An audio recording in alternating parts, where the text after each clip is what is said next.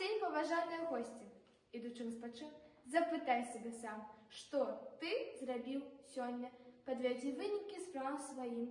Можа, ты чужое проса вытаптаў, пакрыўдзіў каго, аблаяў, пакараў, звольніў з работы ці асудзіў каго. За што? Ці справядліва? Чым гэта павернецца да цябе і да людзей заўтра, праз год, праз 10 гадоў, а праз 20? Успомніць аб гэтым не сорамна будзе табе перад сабой, перад сынамі, а перад унукамі, што ты зрабіў сёння. Дрэва пасадзіў, проса пасеяў, прыласкаў каго, пасаду даў, уладу людзьмі ўручыў. Каму? Дастойнаму ці справядліва?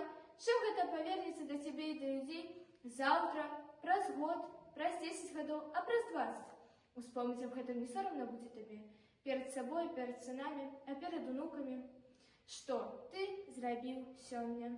Гэтае слова з п'есы «Пагарэльцы» як нішто іншае адлюстроўваюць жыццёвы шлях і творчасць нашага вядомага земляка, беларускага драматурга Андрэя Макаёнка, якому прысвечана экспазіцыя нашага школьнага музея.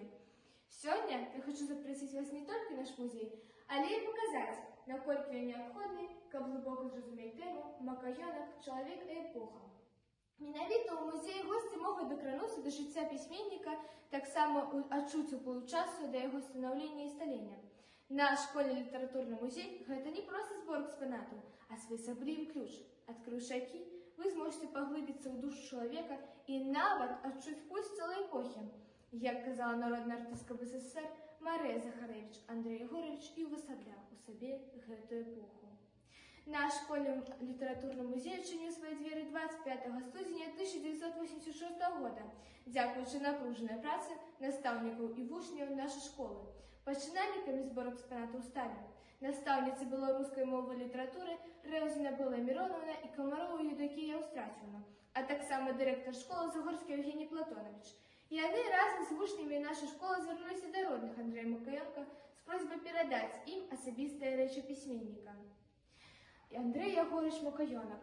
Ён нарадзіўся ў вёсцы Борхаў Жыральскага раёна ў сялянскай сям'і. Пачатковую адукацыю атрымаў у Борхаўскай пачатковай школе, дзе, дзякуючы сваёй працы да ведаў, вучыўся з вялікім запалам. На карціне мастака Владзіміра Палазенкі вы бачыце выяву бацькоўскай хаты пісьменніка. Пасля за пераезду сям'і ў Жыралішча вучыўся ў Жыральскай 7гадовай школе. На фотаздымку вы можаце пабачыць яго бацькоў Ягора Сергеевича і Маланю Михайловну, а таксама дом, дзе яны жылі. Пасляваенныя здымкі вы бачыце тут. Усенароднае прызванне ему принесла п'еса «Выбачайце, калі ласка», вокладку якой вы бачыце перад сабой.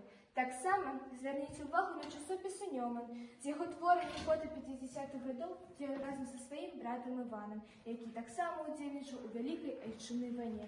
З 1966 па 1977 Андрэй Ягорович быў галоўным рэдактарам «Нёмана». Вельмі важна адзначыць яго сяброўства з рэжысёрам Пятром Васілеўскім, які таксама удзельнічаў у яго жыцці. На гэтым фотаздымку вы можаце пабачыць здымак з фільма «Рагаты бастыён», дзе яны працуюць разам, а таксама яго творчыя сувязі з Мелішам і яго фота ў Ялце ў 1961 годзе. Бачыце фота творчай размовы з артыстамі Ірыны Ждановіч і Барысам Платонавым. Можете пабачыць фото спектакля пасля прэм'еры спектакля «Таблетку пад язык». Таксама ён падтрымліваў сувязь з рэжысёрам Касусём Саннікавым. На асабістыя рэчы падарунку музея варта звярнуць асаблівую ўвагу. Яны дазваляюць нам непасрэдна дакрануцца да свету пісьменніка і ўбачыць рэчы, якія былі важныя для яго і яго сям'і.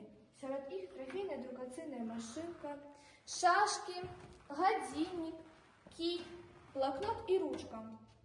А таксама вельмі каштоўная для нас калекцыя дакументаў, собраная з матэрыялаў яго і яго сям'і.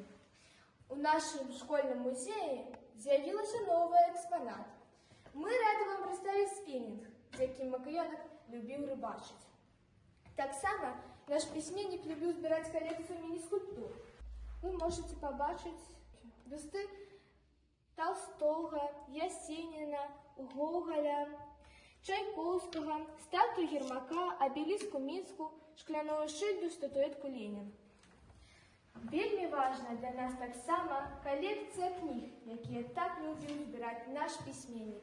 І, вядома ж, нельга не згадаць бюст, створаны вядомым скульптарам Заірам Азгурам і падараваны нам на адкрыццё музея. Таксама ёсць у нас і тыя кнігі, якія падарылі нам самі пісьменнікі. Ці ж можна за 10 хвілін расказаць пра талент і лёс чалавека, жыццё яго долю, ды ўсё паказаць, спатрэбіцца больш, чым паўвека. Пагэтаму проста дазволь нам, зямля, у пояс табе пакланіцца. Жывеш ты тут побач у кнігах сваіх, даеш нам з сокаў напіцца, а творы твае несмяротныя сёння гуляюць крылаты навекі. Мы кветкі з палёў Беларусі нясём тварцу, земляку, чалавеку. Памятайце, музей жыве толькі тады, калі ў ім ёсць наведвальнікі. Абавязкова прыходзьце да нас часцей. Дзякуй за ўвагу.